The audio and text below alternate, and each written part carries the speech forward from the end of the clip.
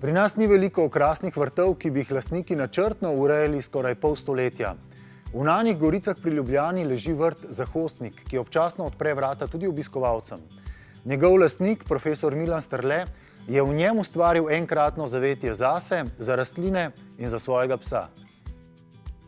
Kdor se pelje po cesti iz Ljubljane proti vasem na robu Ljubljanskega barja, vrta Zahostnik niti ne opazi.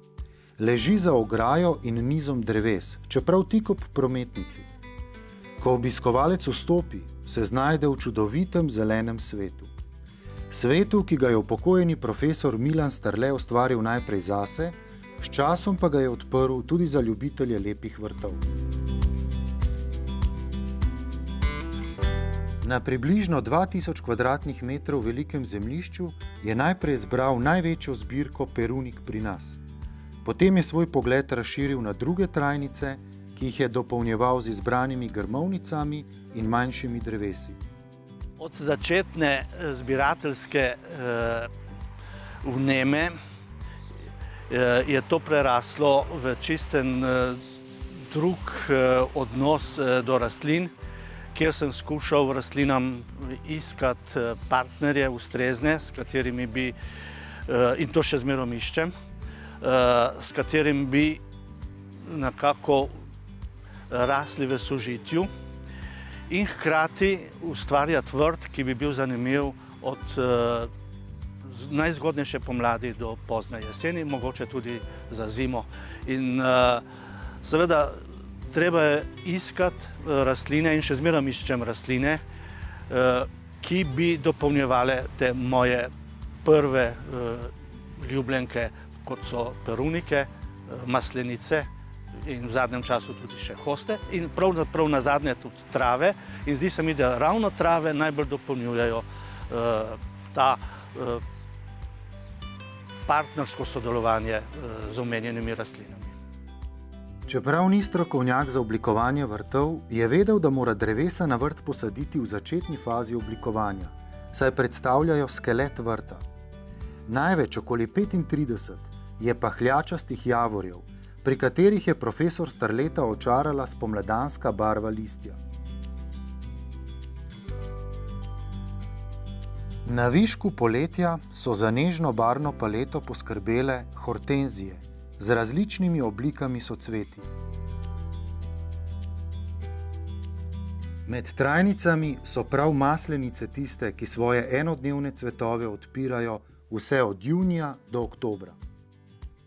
Kot rečeno, so vrata vrta Zahostnik občasno odprta tudi za radovedne ljubitelje lepega.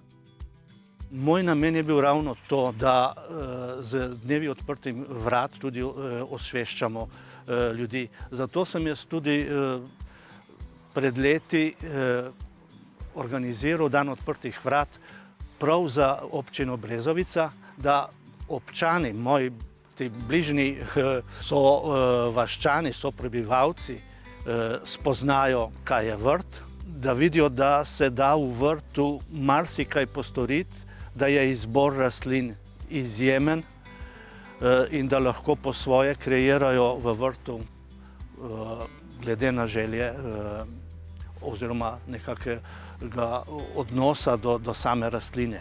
Da niso samo vrtnice, trata, tuja, kakšen bor in pa rododendroni. Skrb za tako obsežen, gosto zasajen vrt tudi za ljubitelja ni vselej enostavna. Osvobaja me predvsem in navdušuje je zasajanje, ustvarjanje novih gred.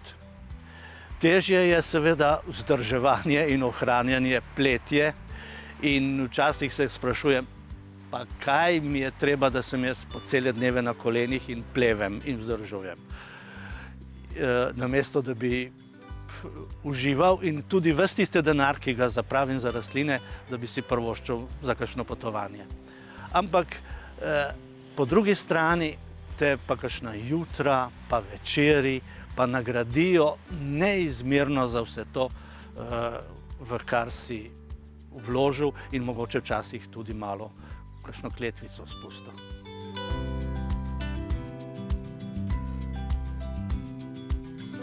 za maslenice je znano, da se cvet zvečer zapre, propade, ampak naslednje jutro se odpirajo novi popki. In ravno to odpiranje je enkratno, ko zgodaj zjutraj je komaj, da se vidi, da se odpira, potem pa, če ti gledaš, lahko vidiš, da se ti pred tabo odpre vsa skrivnost cveta. Posebno še, če si nabaviš neko novo sorto, komaj čakaš, da vidiš, a se bo izpolnilo tisto pričakovanje, ki si ga videl v katalogu ali ne. Včasih je cvet veliko lepši, včasih te pa popolnoma razočara. Vrt Zahostnik je profesor Sterle zasnoval tako, da je v njem vedno kaj lepega, barvitega, cvetočega. Jeseni se obarva listje številnih javorjev in drugih dreves. Med cvetočimi trajnicami pa imajo takrat glavno vlogo jesenske astre.